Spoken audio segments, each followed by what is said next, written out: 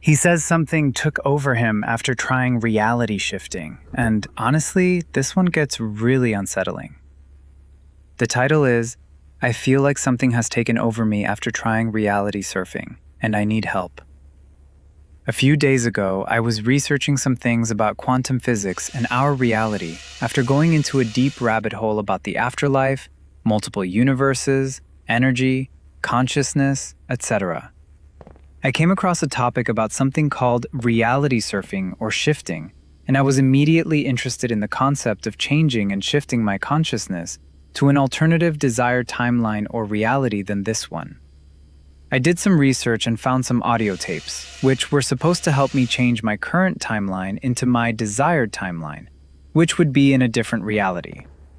When I was listening for the first couple of minutes, I immediately felt tingling and chills in my body and spirit. I could immediately feel that something was happening to me. I also felt like my environment was somehow changing a bit, which also included some of the lights in the room. I also felt like my body and spirit were feeling lighter than usual. I felt a sudden shift happen, but I couldn't exactly explain what was happening to me at the time. A few days after listening to the audio tapes, I started to feel a complete and dark shift in my reality and personality. I don't think the same way or reason properly anymore. I suddenly hate things that I used to love and love things that I used to hate.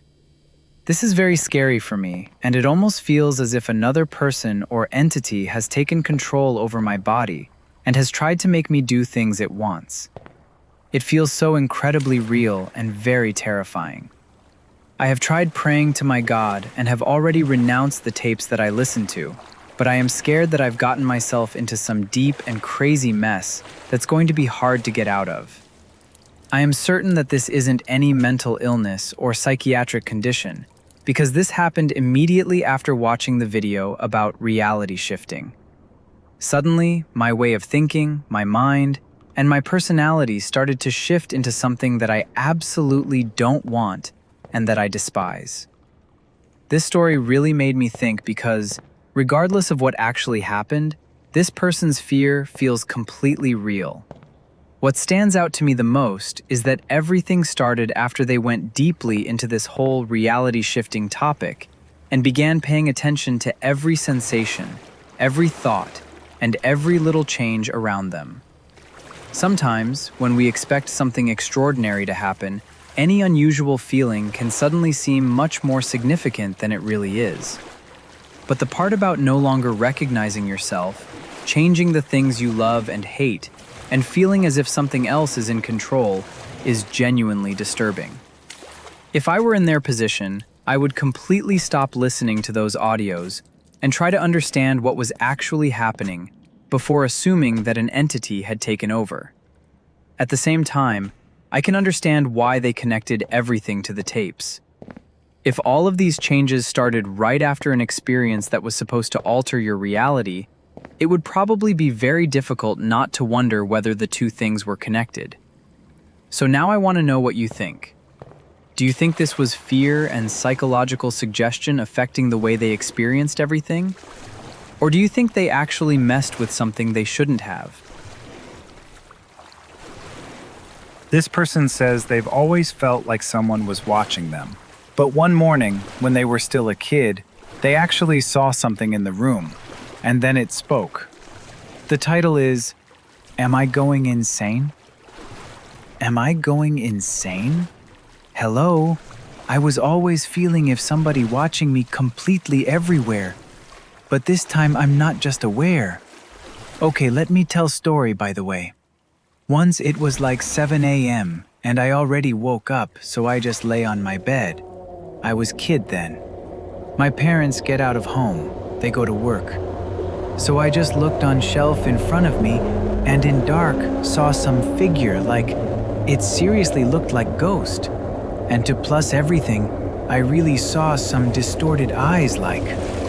When I watched on it 5 seconds I heard, hello. No, it's not just some boom and I heard wrong. I get the straight whispering, hello. Am I crazy or something? I swear that figure was not on shelf in day. What gets me about this story is how specific the memory is. Seeing a strange shape in a dark room could probably be explained by shadows or by being half asleep, especially since they were a kid. But hearing a clear hello right after staring at it is what makes the whole thing a lot creepier. I honestly don't know what I would have done in that situation. I probably would have run out of the room immediately. What do you think?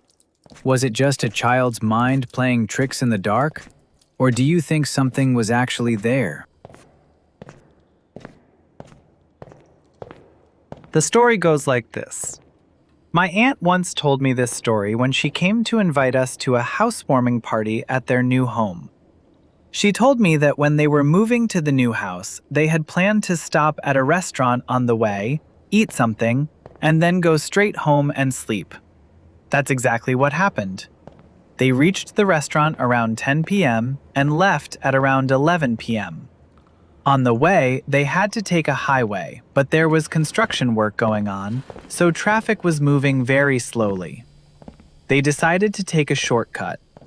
After driving for a while, they saw a man standing by the road. He looked completely normal. My uncle thought he might need a lift, and the man actually got into their car.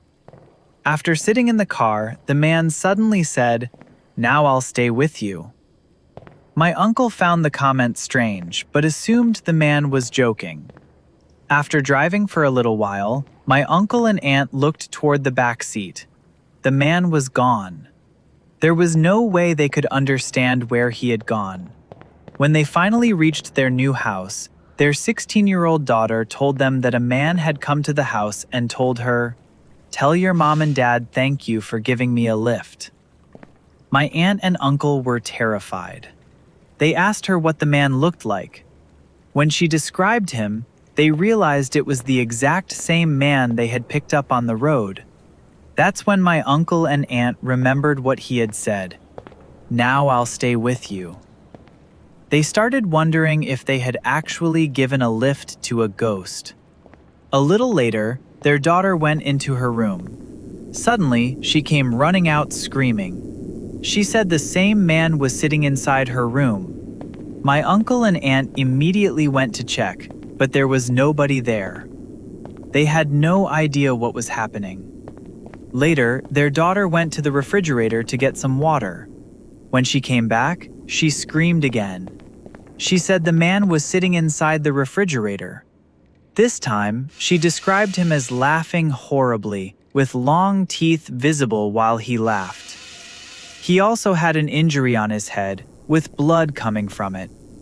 My uncle ran toward her after hearing her scream, but when they checked the refrigerator, there was nothing there. For the next 2 days, everything seemed normal. Then their 10-year-old son told them something terrifying. He said that while he was sleeping, he felt as if someone was trying to wake him up. He also heard a voice telling him, "Tomorrow, I'll take you with me." He was extremely frightened. Later, while he was in his room, he looked up at the ceiling fan and suddenly started screaming. He said the same man was sitting on the ceiling fan. But upon again, nobody else could see anything. At that point, everyone was terrified. They decided that they would all sleep together in the same room that night. My uncle kept trying to convince everyone that everyone would be okay, but clearly nobody knew what was happening. That night, their son was sleeping on the floor. Suddenly, he heard a voice coming from beneath the floor. The voice said, "I'll take you with me." He told my aunt about it, and when she listened carefully, she said she could hear the same voice too. They somehow managed to get through the night. The next day, they told their neighbor everything. The neighbor suggested that they all stay at his house that night and said they could investigate the area together in the morning. That night, something strange happened.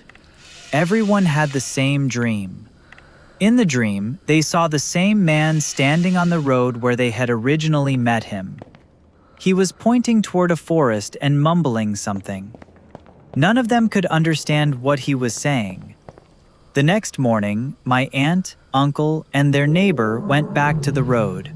They round to find out whether the man they had met was actually a ghost or whether there was some other explanation. They secluded around the area and eventually found an open area a short distance from the road. There was a grave there. What shocked them was that the grave had a photograph of the exact same man they had been seeing.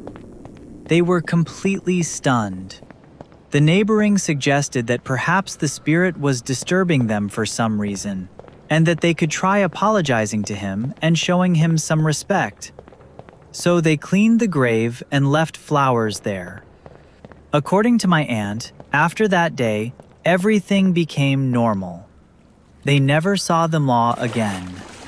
I don't know whether this was truly paranormal or whether there was some explanation behind what happened.